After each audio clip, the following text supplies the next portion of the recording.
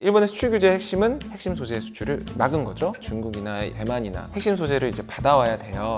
그럼 중국이나 대만에서는 한국의 기업들이 이런 비율로 핵심 소재를 쓰고 있었네를 알게 되는 거죠. 저희가 생산부터 소재까지 다 일원화해서 한다면 사실상 독과점입니다. 글로벌 시장에서 문제가 생길 수가 있는 거예요. 안녕하세요. 요즘 일본 정부의 핵심 소재 수출 규제가 화제죠. 이 문제가 최악으로 치닫게 되면 우리나라 반도체와 디스플레이 공장이 멈출 수도 있다고 합니다. 우리나라가 전 세계 메모리 반도체 생산량의 70% 정도를 차지하고 있으니까 공장이 멈추게 되면 전 세계 반도체 가격이 엄청나게 오를 수도 있는 거죠. 그런데 이 일본 정부의 핵심 소재 수출 규제가 도대체 뭘까요?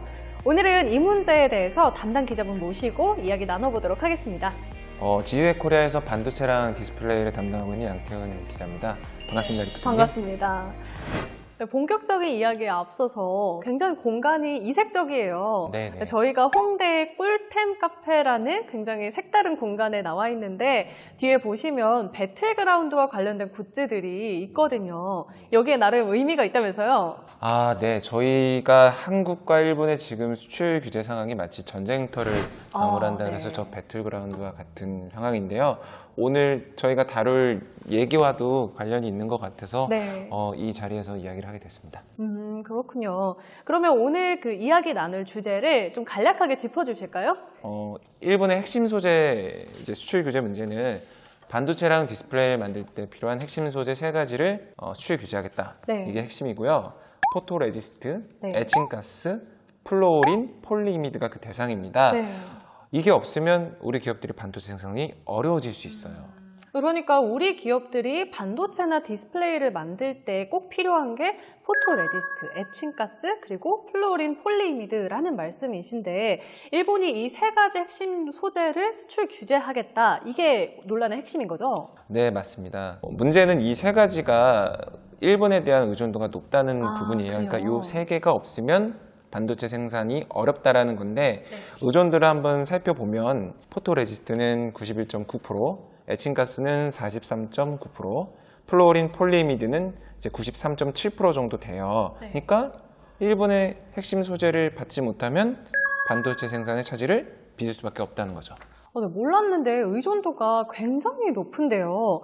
그런데 이 포토레지스트나 에칭가스, 이 플루오린 폴리이미드 저는 문과다 보니까 이런 단어들이 너무 어려워서 좀 와닿지가 않는 것 같아요. 좀 각각에 대해서 소개를 한번 해주시죠. 네, 아무래도 이제 반도체나 디스플레이를 직접 만드는 사람이 아니면 네. 이 용어 자체부터 어려우실 거예요. 네네. 그래서 생각을 해보니까 네. 반도체의 원리를 좀 이해를 하셔야 될 것 같아요. 네네. 일단 반도체는 아주 쉽게 말하면 전기로 이제 작동하는 회로를 얘기하죠. 네네. 모래를 가열해서 유리로 만들잖아요. 네, 그렇죠. 그 웨이퍼라는 게 모래에 있는 규소를 가열해서 만든 둥근 원판이거든요. 네. 그 원판에 그냥 여러 가지 화학 물질을 이제 차곡차곡 쌓아서 저희가 흔히 보는 그 반도체 칩을 만드는 그렇게 생각하시면 되고요. 네. 그러면 핵심 소재 수출 규제인 그 세 가지는 뭐냐? 네. 우선 이제 포토 레지스트부터 말씀을 드리면 웨이퍼 위에 회로를 새길 때 쓰는 화학 물질. 네네. 우리말로 감광액, 그러니까 빛에 반응하는 액체. 그걸 포토 레지스트라고 합니다. 네. 그러니까 웨이퍼에 이 감광액을 바르고 그 위에 설계를 올려서 빛을 쏘면 회로가 새겨지는 거예요. 네. 필름 카메라 쓸 때 그 필름에 이미지가 새겨지잖아요. 네. 그 필름에 감광액이 발라져 있거든요. 그러니까 똑같은 원리라고 생각을 하시면 되고요. 그 다음에 에칭가스가 있죠. 에칭가스는 우리말로 이제 불화수소. 네. 쉽게 말하면 불산입니다. 네. 불산은 아실 거예요. 독성이 굉장히 강한 물질이죠. 그래서 그러니까 웨이퍼의 불필요한 부분을 이 불산을 통해서 제거하는 그 에칭 공정에 쓰이는 거고요. 불산을 쓰게 되면 좋은 거는 새겨진 회로가 아주 선명하게 남는다. 뭐 이런 게 좀 있죠. 네, 포토레지스트와 이 에칭가스에 대해서 좀 설명을 해주셨는데 하나가 빠졌어요. 네. 플루오린 폴리이미드 이것도 설명을 좀 해주시죠. 예, 이 플로린 폴리이미드는요, 이 발음은 어려운데 내용은 좀 쉬워요. 아, 그래요? 예, 그러니까 이제 스마트폰을 보면 액정 깨지지 말라고 붙이는 네. 보호 필름 아시죠? 네네. 그거랑 되게 비슷한 건데요. 다만 디스플레이 화면 안에는 이 파손되지 말라고 붙어 있는 커버 윈도우라는 게 있는데 유리를 써요. 그래서 커버 글라스라고 하죠. 근데 앞으로 나올 폴더블 스마트폰은 유리를 쓸 수가 없습니다. 왜냐하면 접었다 폈다 해야 되니까요. 그래서 필름을 써요. 그 필름을 만드는 데 쓰는 게 플루오른 폴리이미드예요. 이게 나름 중요한 핵심 소재죠. 정리를 하면 이 기자님께서 설명하신 세 가지 핵심 소재가 우리 기업이 반도체를 생산하는데 반드시 필요하고, 그런데 일본이 이 핵심 소재를 수출 규제하겠다라고 말한 게 이 문제의 핵심인 거죠. 아무래도 우리 언론들이 계속적으로 이 문제를 보도하는 이유는 좀 이 문제가 확실히 우리에게 위협적일 수 있어서인 것 같아요. 네, 맞아요. 이게 일본이 핵심 소재 수출 규제한다는 얘기는 우리한테 수출하는 항목을 먼저 따져보고 판단해서 수출하겠다는 얘기예요. 네네. 그러면 제품명부터 뭐 판매처, 뭐 수량, 사용 목적 뭐 이런 걸 이제 서류로 이제 기업들이 일본 정부에 주면 이걸 이제 다 검토를 해야 돼요. 네네. 90일 정도 걸린다고 지금 다들 얘기를 해요. 우리 기업들이 수출 규제 전에는 수급 요청을 하면 바로 받았는데 네. 앞으로는 90일 이후에 제품을 받게 된다는 거죠. 네, 확실히 이렇게 차질이 생기게 되면 좀 생산에도 좀 영향이 굉장히 크게 미칠 테니까, 이래서 이 반도체 생산에 위협적이라고 하는 거군요. 네, 맞아요. 그래서 언론 보도의 내용이 크게 틀린 얘기는 아닙니다. 근데 반은 맞고 네. 또 반은 틀린 얘기인 것 같아요, 저는. 아, 그래요? 맞는 얘기는 이제 일본이 핵심 소재 규출에 나서면 기업들이 만들고 있거나 앞으로 만들려고 하는 그런 제품에 대한 생산이 어려워질 수 있죠. 네. 그러니까 수출 규제하겠다는 감강액을 보면요. 네. EUB 감강액이라는 항목이에요. 그러니까 지금 많이 생산하지 않아요. 네. 준비를 하고 아, 있는 그래요? 거고요. 네. 그러니까 반은 제가 틀렸다고 하는 얘기예요. 아. 사실 주력으로 반도체를 만드는 데 쓰는 거는 EUB가 아닌 불화아르곤이라는 이제 감강액인데요. 당장 감강액 수출 규제가 우리 기업한테 피해를 주는 건 아니죠. 플루오린 폴리미드도 똑같아요. 아직 폴더블 제품이 나오지 않았잖아요. 그러니까 아직은 피해가 없는 거고, 또 폴루오린 폴리미드는 기술을 갖고 있어요. 그러니까 이 문제는 사실 크게 아직은 문제가 없다고 볼 수 있는 거죠. 그러면 당장에 크게 영향을 미치는 부분은 없는 것 같은데, 언론에서 계속 위협적이다라고 보도를 하는 이유는 뭔가요? 문제는 이제 불산인데요. 아까 말씀드린 부분들은 장기적으로 문제가 생기는 것들이고, 불산은 지금 당장 문제를 만들 수 있는 거죠. 불산은 순도가 높을수록 더 좋은 반도체를 만들 수 있는 거예요. 네네. 근데 이제 일본의 고순도 불산을 계속 써왔단 말이죠. 그러니까 일본산 불산이 익숙해 있었던 거예요. 불산을 중국이나 러시아 같은 데서 이제 다른 곳에서 받아올 수도 있어요. 그런 것도 네. 고려하고 있는데, 문제는 소재랑 장비는 최적화된 어떤 그런 궁합 같은 게 있어요. 일본산 장비를 많이 써요. 일본산 소재만큼이나. 근데 이유가 그거는 반도체와 디스플레이 산업의 역사를 보면 좀 알 수 있어요. 우리가 대략 20년 전에 일본한테 반도체 디스플레이 사업의 주도권을 가져왔다는 건데요. 네네. 이 주도권을 가져올 수 있었던 힘은 가성비, 선진 기술을 개발하는 데 주력하기보다는 빠르게 양산 체계를 구축해서 저희가 주도권을 가져올 수 있었어요. 그래서 핵심 소재나 핵심 장비 같은 데는 상대적으로 개발이 미흡했던 거죠. 그냥 받아온 거예요. 네. 그럼 일본산 소재가 안 들어오면 일본산 장비도 안 돌아가니까 문제가 되는 거죠. 말씀하신 걸 들어보면 일본이 굉장히 치밀하게 이번 수출 규제 카드를 꺼내 들었다, 이런 인상이 들어요. 네, 맞아요. 아까도 이제 말씀을 하셨는데, 그러니까 우리나라가 세계 반도체 생산량의 70%를 차지한다고 하셨잖아요. 네. 그러면 일본이 핵심 소재 수출 규제로 반도체 생산이 안 되면 그만큼 시장에서 반도체 가격이 오른다는 거죠. 그러면 애플의 아이폰이나 소니의 올레드 TV나 다 생산 차질을 빚을 수밖에 없다는 거예요. 네네. 그러니까 일본이 지금 수출 규제 조치를 얘기하지만 수출을 금지하겠다고는 못하는 거예요. 다시 말하면 미래 먹거리로 우리가 준비했던 부분에 대해서만 어떤 수출 규제라는 조치를 내려서 좀 문제를 만든 거고, 지금 당장 발생할 수 있는 문제는 최소한 전략적인 접근인 거죠. 아무래도 말씀하신 것처럼 정말로 이 반도체 공장이 멈추게 되면 일본도 손해를 피할 수가 없을 텐데, 그런 점에서 많은 사람들이 일본 정부가 결국에 이 핵심 소재 수출 규제를 철회할 거다라고 얘기를 하고 있는 거네요. 일본도 손해를 피할 수가 없으니까요. 근데 하나 짚어볼 게 있어요. 네. 이게 중국인데요. 네. 일본의 수출 규제의 핵심은 우리나라가 지속적으로 주도권을 가져갈 수 있는 그 힘이 되는 미래 기술에 대한 핵심 소재 수출을 막은 거죠. 네. 그럼 이 소재는 어디로 가는 걸까요? 그럼 이 소재가 중국으로 흘러간다는 말씀이신 거예요? 네.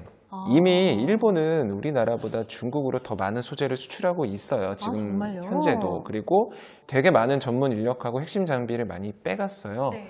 근데 재밌게도 중국 반도체가 시장에 나와서 엄청 성장했다는 기사는 아마 많이 못 네. 보셨을 거예요.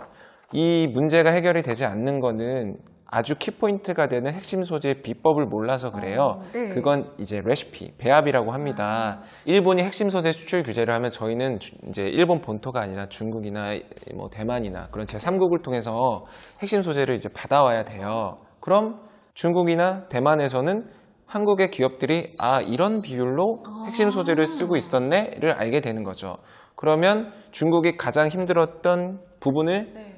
해결할 수 있게 되는 그쵸. 거예요. 그러니까 이게 단기간에 뭐 중국의 뭐 반도체 우위를 도와주는 건 아니겠지만 네. 중국은 굉장히 좋은 기회를 얻은 거예요, 지금 상황이. 거의 손 안 대고 코를 풀 네. 수도 있는 그런 상황인 것 같은데 네, 맞아요. 우리나라 입장에서 이걸 손을 놓고 그냥 있을 수는 없잖아요. 그래서 소재의 국산화라는 얘기가 자꾸 나오는 것 같은데 정치권에서는 이 추경을 편성해서 소재 국산화 투자를 하겠다라는 얘기까지 나오고 있어요. 이 부분에 대해서는 좀 어떻게 생각하시나요? 네, 이제 부품 소재 국산화는 정말 필요한 부분이라고 생각해요. 네. 근데 이제 당장은 이걸 해결할 수 있는 문제는 아닌 것 같아요. 그러니까 정확하게 얼마의 금액을 어느 기간만큼 지원을 해서 국산화가 가능한지 판단을 내리기가 어려운 것 같은데요. 네. 이유는 과거에 우리가 이미 국산화 시도를 해서 그래요. 그래요? 네, 근데 큰 성과를 내지는 못했습니다. 그러니까 10년 전으로 거슬러 올라가면 우리나라 소재 장비 국산화율이 각각 20%, 50% 정도에 달했다고 해요. 근데 최근 조사를 해보니까 비율이 비슷한 거죠. 크게 달라진 게 없는 거예요. 그럼 결국 이 투자가 크게 효과를 보지 못했다라는 말씀이신 거죠? 네, 그만큼 어렵다는 거고 네. 지원을 해도 이제 결과가 잘 안 나온다라는 거죠. 그럼 이제 어떤 사람들은 이런 얘기를 합니다. 그럼 삼성전자나 SK하이닉스가 장비를 국산화하거나 소재를 만들면 되는 거 아니냐? 네. 근데 이것도 현실적으로 어려워요. 미국, 일본, 한국으로 넘어오면서 핵심 소재나 장비 같은 것들은 주도권을 유지하고 나머지 생산이나 이런 것들은 넘긴 거예요. 왜 그러냐면 그렇게 주도권을 넘길 때 일종의 룰 같은 게 있는 거예요. 네네. 반도체 공장, 그리고 소재, 그리고 기술 개발하는 어떤 대학 연구원 단체 네. 다 근로자들이 있고 그 생태계가 무너진다는 것은 많은 실업 문제를 야기할 수 있겠죠. 이건 글로벌 룰 같은 겁니다. 가장 중요한 문제는 저희가 생산부터 그런 뭐 장비까지 뭐 소재까지 다 일원화해서 한다면 사실상 독과점입니다. 그러면 글로벌 시장에서 이 부분도 문제가 생길 수가 있는 거예요. 네네. 그래서 뭐 부품 소재 국산화에 대기업이 나서지 않았던 문제가 좀 있는 거죠. 네, 그렇군요. 어쨌든 이 정부가 이 문제를 해결하는 게 지금으로선 가장 중요한 문제 같은데 앞으로 좀 어떤 식으로 이 문제가 전개가 될까요? 네, 이제 국제 정치외교의 영역인데요. 네. 지난해 우리 대법원이 일제 강제징용 이제 배상 네, 판결을 내렸죠. 그리고 일본의 그런 수출 규제 움직임이 계속 있었어요. 배상 판결의 내용은 뭐냐?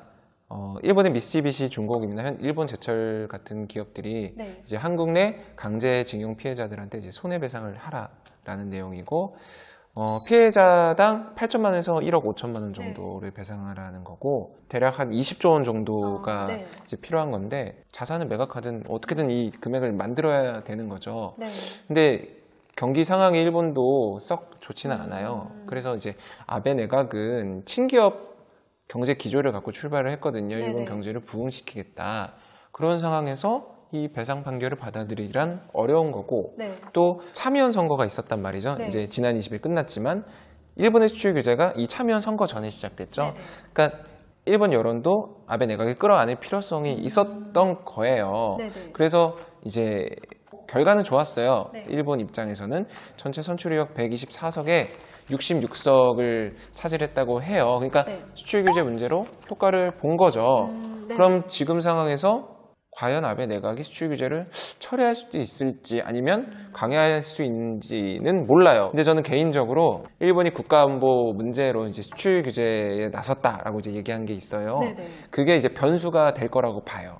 왜냐면 그러니까 미국의 가장 우방국이 일본이잖아요. 그쵸. 근데 그 미국이 한반도에서 가장 이제 중요하게 보는 게 비핵화, 평화, 네, 정전협정을 이끌어내야 되는데 국가 안보 얘기를 했단 말이죠. 네. 국가 안보라는 얘기는 뭐냐? 이런 주장입니다. 일본의 불산이 우리나라를 통해 북한으로 넘어가서 아. 생화학 무기가 됐다. 아, 그러면 이건 굉장히 큰 얘기예요. 근데 더 재밌는 건 우리 정부가 입증을 했죠. 자료를 통해서. 이거 우리가 보낸 게 아니라 일본 기업들이 보낸 걸로 밝혀졌다. 그럼 아베 입장에서는 굉장히 난감할 수 그쵸, 있는 그쵸. 거예요. 그러니까 잘못하면 미국하고 관계가 틀어질 수도 있는 거죠. 그래서 저는 개인적으로 장기화될 것 같진 않아요. 네, 일본이 미국의 입장을 무시하고 독단적으로 행동할 수 없다는 점에서 좀 수출 규제가 장기화되지는 않을 거다라는 말씀을 해주셨는데요. 저는 개인적으로 뉴스에서 볼 수 없었던 좀 심도 있는 얘기까지 들을 수 있어서 굉장히 유익했던 시간이었거든요. 앞으로도 이렇게 시의성 있는 현안들이 생기면 쉽고 재밌고 또 자세하게 풀어드릴 수 있는 시간 지속적으로 마련하도록 하겠습니다. 오늘 말씀 고맙습니다. 네, 감사합니다.